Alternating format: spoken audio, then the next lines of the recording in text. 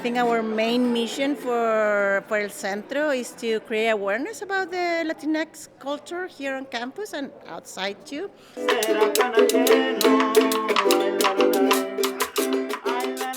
To bring Las Cafeteras in this case is like a different kind of music that maybe the student or the community in general are exposed to and every day here in Blacksburg. Spaces like El Centro are wonderful places. They're like gardens that are watering seeds that are going to flourish and grow into beautiful flowers that are going to go out and do great work.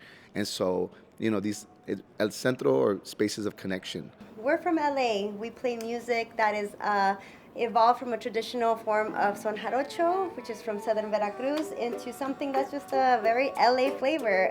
We are storytellers before we are musicians.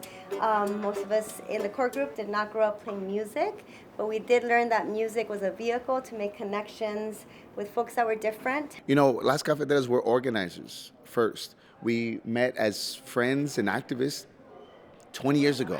And myself, Denise, and Jose doing community justice work, and we met in spaces like El Centro. So for us, as we travel and tour and go to universities, we want to go see these spaces. We want to meet students. We want to connect with folks. We want to hear about what is beautiful about what's going on campus, what are the challenges you're having, and also invite them to be storytellers.